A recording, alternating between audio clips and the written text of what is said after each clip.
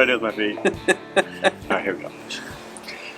What's up, guys? Welcome back to the channel. Brandon and Michael here, the West Texas Hunting Guys. What's up, guys? One thing we get asked pretty frequently is, do you have any tips or tricks for hunting hogs? As you may know, if you follow the channel... Hold on. Short answer is absolutely. Long answer. Thank you. If you follow the channel, you know we do a lot of bow hunting and rifle hunting for hogs, deer, and things of that nature. So we have kind of a list of top 5 or 6 things that we think that will increase your chances of being successful in a hog hunt. So here we go. Should be top 5, but we have a bonus.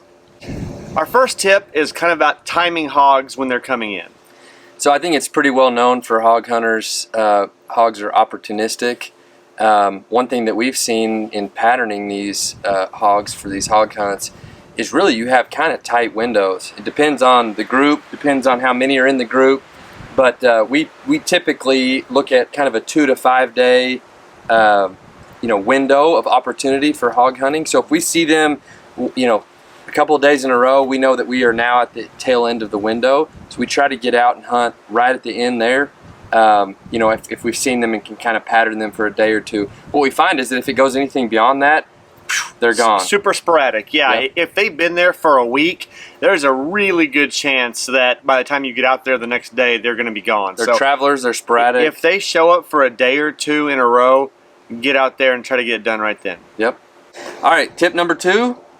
Tip number 2 is clearing out the solo boars. So, there's lots of different ways that hogs can travel, sometimes in big groups of younger, sows and boars. But also, once they start getting older and more mature, those big solo boars go solo. And they go to feeders, they go to areas, and they just dominate the area. They'll scare off everything else. They'll scare off all the younger groups, the sows and things like that. So if you want to have opportunity at shooting more hogs, go and clear out those solo boars when they start showing up, and you'll have a lot more things coming in: deer, smaller boars, etc. Yeah, I'd say for sure for deer, get rid of the solo boars. That way you can invite the deer back. You'll be shocked once you shoot that big boar.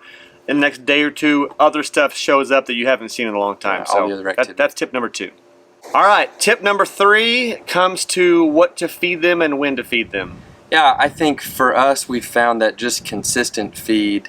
Out here at the new ranch that we're hunting, it doesn't even matter really if it's protein. They're eating protein that we put out for the deer. They're eating cottonseed, but really consistent corn feed. We do year-round feeding. Because we like to hunt hogs, we find that especially in the summer months, hunting hogs is a lot better. But if you're not consistently feeding year-round, you're not going to see year-round hog activity. We also have a bonus tip tied to that with consistent feed. I don't know if you're talking about the bonus tip. Yeah, when it comes to feeding, if you have a specific window of when you want to be out there, like if you have friends coming in town or you just know you have one weekend that you can hunt, if you have a way to get out there a day or two in advance and put down some hog slop, that will significantly increase your chances of getting hog activity in the area. So if you don't know about hog slop, Google it, or we also have another video on our channel here that talks about a DIY, really easy, really cheap hog slop that's almost guaranteed to bring in hogs. It's like a $12 fix, and that includes a $5 bucket from Home Depot. Well, and if you can go and put that hog slop out a day or two prior, it really has this really pungent aroma, which I know all too well, but the pungent aroma, but it will bring in hogs from all over. So if you have an opportunity to do that, consistent feed and maybe spicing up with a little hog slop is a surefire way to get hogs coming in. So that's tip 3 plus the bonus tip. That's right. Good looking out, Brandon. All right, tip number 4 is utilizing all parts of the day, so daytime and nighttime. Hogs are one of the few animals that's legal to hunt at night. Yeah. I think for us, we found that a lot of our most successful hunts and most opportunity for hunting hogs has been at nighttime. So whether that's setting up solar lights, which if you have any questions about some of the stuff that we use, go check out our videos for the All Seasons Feeders bore lights, which are awesome, kind of like maintenance-free type lights. Anything that you can put on your rifle, the ability to do that. We've also gotten into lit nocks and lit sights for our bows, and it's made it really fun to hunt hogs at night with a bow too. So being able to hunt either under a light or the ability to hunt at night makes a big difference, depending on what the state regulations are. But for us, it's an awesome time to hunt hogs. Yeah, and just being there when the hogs are there. If they're there in the day, be there in the day.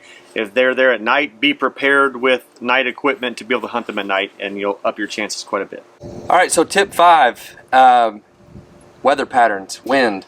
Yeah, so this is probably, if you scrap all the other ideas and just have one, it's make sure you're in the right wind. So hogs have extremely sensitive noses and can smell humans, can smell anything that's outside the ordinary, and they get really skittish. They're smart and they're skittish. So never have a wind at your back blowing towards hogs. They'll be gone instantly. Like you might be covered up in scent cover, whatever it is.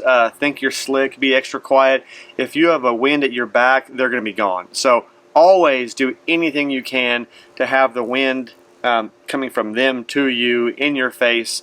It will significantly increase your chances of being successful. I'll say this just to add to that. It seems like at night everything for them is heightened. Mm-hmm. Like we've had daytime hunts where we've almost walked up on them. Yep. But night hunts, it's like every condition has to be just right. You got to be on your best game. Yeah, I mean, that happens. Yeah, they'll get spooked if they see you or hear you, but significantly less than if they're smelling you. All right, so there are our best tips and tricks to increase your chances. As you know, hogs are unpredictable. They're all over the place, but you do these things and you'll have a lot better chance of having success on a hog hunt. I guarantee it. Thanks for watching. Don't forget to subscribe. Follow us on Instagram at West Texas Hunting Guys. If you have any questions at all, drop them down in the comments. We're happy to answer anything. Good luck out there. Yeah. Go knock them down. Good luck.